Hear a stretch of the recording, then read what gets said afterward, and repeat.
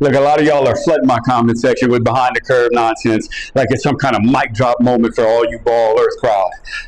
It's not. I promise you, okay? Look, I'm going to put this to bed right now, and I'm going to show you right now how weak your argument is, okay? And we're going to start very simple. We're going to start with the laser ring gyroscope, okay? So watch this.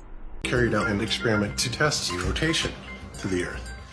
If the Earth is spinning at one rotation every 24 hours, that means that every hour it has to turn 15 degrees. And if the gyroscope is mounted anywhere on Earth, it's going to drift. In today's 21st century navigation systems, they're using what's called a ring laser gyroscope. It is extremely precise. If we could simply get one of these ring laser gyroscopes, we would be able to prove once and for all that there is no rotation to the Earth.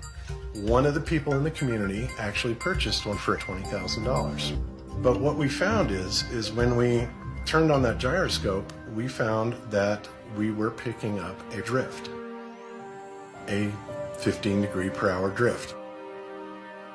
Now, obviously we were taken aback. You just watched Bob sit there as a commentator explaining the experiment while they actually showed you a cartoon. A cartoon. An animated graph walking you through what supposedly happened instead of actually showing you raw footage. You know the real thing?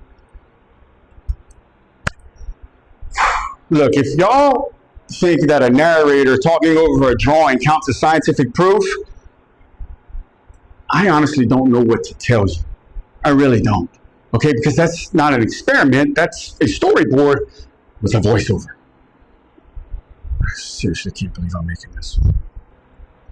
Now, let's get to the second one. Watch this.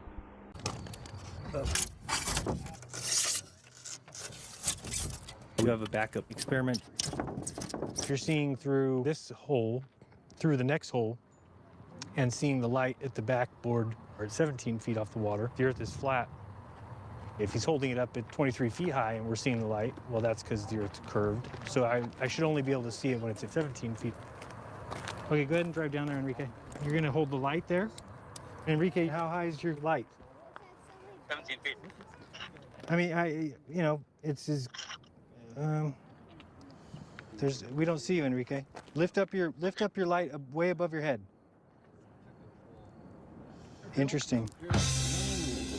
Interesting there. That's interesting.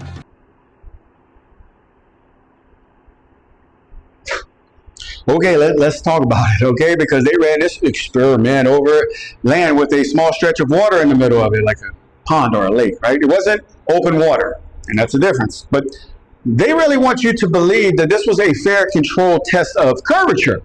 But here's the thing, guys. Land is not level across the board as they're displaying right here, right? I love these cartoons. They're just so animated with it, right? But you do know what is uniform? Large, uninterrupted bodies of water like ocean. Yeah, that would probably be a better test for right there. So comparing heights across a mixed land and a small pond and calling it proof of curvature is amateur hour at best, guys. And it's deliberately misleading at worst. Yeah, I still can't believe I'm trying to explain to people about a cartoon. And here's the kicker. This documentary was only shot with one single camera angle. And it was cut after cut after cut after cut. And that's supposed to be a real credible science experiment? No. You know what a real credible science experiment would look like? You would expect multiple cameras rolling simultaneously with synchronized timestamps on every single one of them, right? Showing the entire experiment from start to finish with nothing hidden.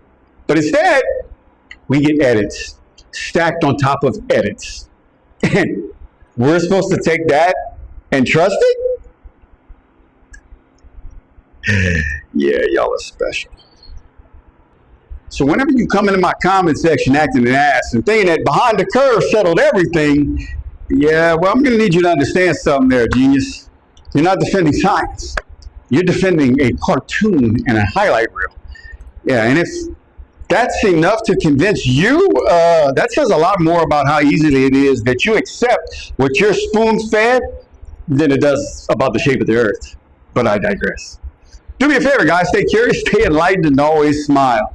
I love y'all. See y'all in the next one. Later. Still can't believe I made this video. Why do you think that Truman has never come close to discovering the true nature of his world until now? We accept the reality of the world with which we're presented.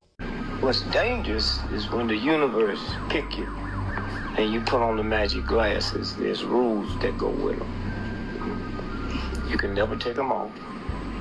You never see things as they're supposed to be. You see things as they are.